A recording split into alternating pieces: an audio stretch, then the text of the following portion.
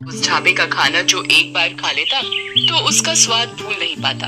अगर कोई भी उस गांव में किसी भी काम से आता तो उस ढाबे का खाना खाए बगैर नहीं जाता। जितना ही वो ढाबा दिन पर दिन मशहूर होता जा रहा था, उतना ही उस ढाबे के मालिक का भी घमंड बढ़ता जा रहा था। अगर ढाबे का खाना बच जाता तो उसे उस खाने को फेंकना मंजूर था, लेकिन किसी जानवर या भूखे भिखारी को मुफ्त में देना मंजूर नहीं था। एक दिन की बात है, एक भिखारी उस ढाबे के पास से जा रहा था। वो काफी भूखा था, उसने बहुत दिनों से कुछ नहीं खाया था, तो वो ढाबे के मालिक के पास गया। मालिक, कुछ खाने को दे दो, बहुत भूख लगी है, बहुत भूख लगी है बाबूजी, कुछ खाने को दे दो। अरे जा जा, आगे जा, कुछ नहीं मिलेगा। कुछ दे दो खाने को, बहुत दिनों से कुछ खाया नहीं है, बहुत भूख लगी है बाबूजी। सुबह सुबह पता नहीं कहां कहां से आ जाते हैं मुंह उठा के, सारा दिन खराब कर दिया। रामू, ओ रामू, इसे बाहर तो निकाल। रामू भिखारी को ढाबे से धक्के मार मार कर निकाल देता है, पर मालिक को भिखारी के ऊपर जरा भी दया नहीं आती और भिखारी भूख के मारे बेहोश हो जाता है। मालिक, ये तो बेहोश हो गया है, तो मैं क्या करूं? इसे तू दुकान के सामने से हटा, ग्राहक के आने का टाइम हो रहा है। ये मालिक, मालिक, मालिक, लगता है ये मर गया। अरे ये क्या बोल रहा है? मालिक, मैं सही बोल रहा हूँ। तुम एक काम करो, इसे जो ढाबे के पीछे कुआं है उसमें फेंक दो और किसी को कुछ पता भी नहीं चलेगा। ये मालिक। रामू, किसी को कुछ पता तो नहीं चला? किसी ने देखा तो नहीं?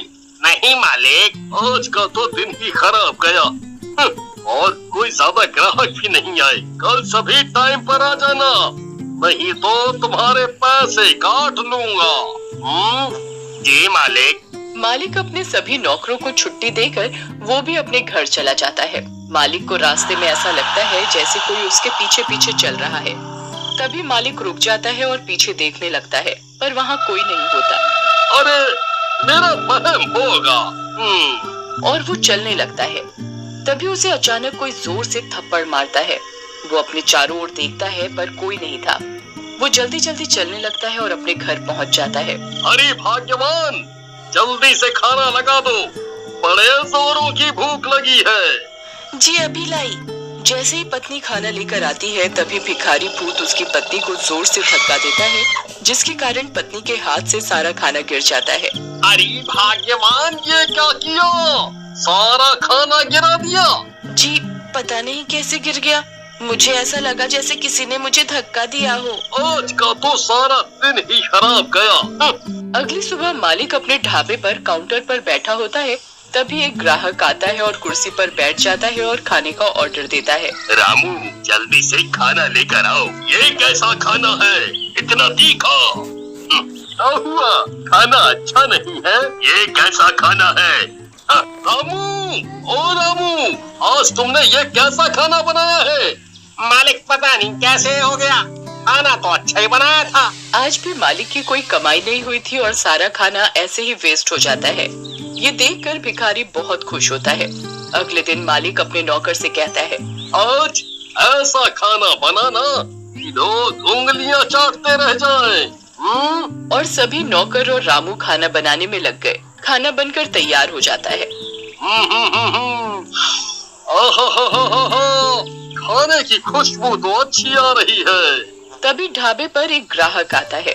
रामू, जल्दी से खाना लो भाई। वाह वाह वाह वाह, खाने की खुशबू तो अच्छी आ रही है। ग्राहक जैसे ही खाना खाने के लिए बैठता है, तभी उसकी थाली से अचानक रोटी गायब हो जाती है। अरे रोटी कहाँ गई?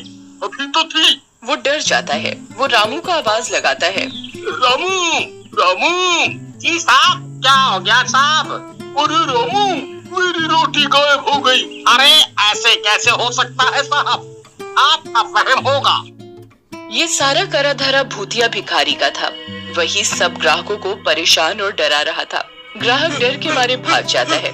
ढाबे के मालिक को समझ नहीं आ रहा था कि आखिर चक्कर क्या है। ऐसा रोज का काम हो गया और दिन पर दिन ढाबे के मालिक की कमाई कम होने लगी। एक दिन की बात है, शहर से कुछ लोग गांव की तरफ जा रहे थे। उन्हें पप्पू का ढाबा दिखाई दिया। उन्होंने उस ढाबे का नाम काफी सुन रखा था, तो वो ढाबे पर खाना खाने के लिए रुक गए और वो खाने का ऑर्डर करते हैं। रामू खाना लेकर आता है तो वो खाना खाने बैठते हैं तो उनकी शाही पनीर की सब्जी चिकन की सब्जी में बदल जाती है, जिसे देख वो घबरा जाता है। वो जैसे ही पीने के लिए पानी का ग्लास उठाते हैं तो भूतिया भिखारी सारा पानी उनके सिर पर डाल देता है और वो जोर जोर से चिल्लाने लगता है, भूत, भूत, भूत, अरे इस ढाबे पर तो भूत है। और वो वहाँ से भाग जाता है। देखते ही देखते ढाबे पर रोज अजीबोगरीब घटनाएं होने लगी। लोग उस ढाबे को अब भूतिया ढाबे के नाम से जानने लगे। एक दिन रात को ढाबे का मालिक जब ढाबे के गल्ले से पैसे निकालने के लिए गल्ला खोलता है तो वो देखता है कि इसमें तो एक भी पैसा नहीं है और पैसे की जगह मालिक को उस भिखारी का सर दिखाई देता है। भूत, भूत, अरे ये तो वही भिखारी का सर है जिसे मैंने कुएं में फेंकवा दिया था। फिर ये इधर आया तो आया कैसे? मालिक की आवाज सुनकर ढाबे के सारे लोग मालिक के पास एकत्रित हो जाते हैं। क्या हुआ भाई साहब, आप इतना घबराए हुए क्यों हैं? ये देखो हमारे गल्ले में भूत है। यहाँ उस भिखारी की खोपड़ी रखी है और उधर से पैसे गायब हैं। ये सुन सारे लोग बहुत घबरा जाते हैं। अरे भाई साहब, ऐसा कैसे हो सकता है? जाओ तुम एक बार गल्ला खोल के देख लो, तुम्हें वहाँ एक खोपड़ी मिलेगी। वो एक भूत है, भूत। वो आदमी मालिक की बात सुनकर ढाबे का गल्ला खोलता है, पर वहाँ ना तो कोई खोपड़ी होती है और साथ ही उधर उसके पैसे रखे होते हैं। अरे क्या भाई साहब, लगता है आपकी तबीयत ठीक नहीं है। आपने नींद में कोई सपना देख लिया है। आपको आराम करने की आवश्यकता है। अरे नहीं भैया, मैंने यहाँ सच में एक खोपड़ी देखी थी। मैं बिल्कुल सच बोल रहा हूँ। मालिक अपनी बात सबको मनवाने की कोशिश करता है, पर कोई उसकी बात नहीं सुनता और ना ही विश्वास करता है। तभी रामू मालिक के पास आता है। मालिक, मुझे ऐसा लगता है कि ये सब वो भूखा भिखारी कर रहा है।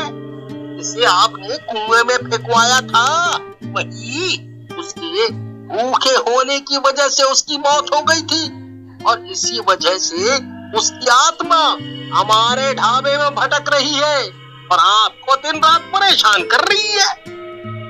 रामू, मुझे भी यही लग रहा है। तुम सही बोल रहे हो, पर अब इस बात का क्या इलाज है? तुम मुझे ये बताओ।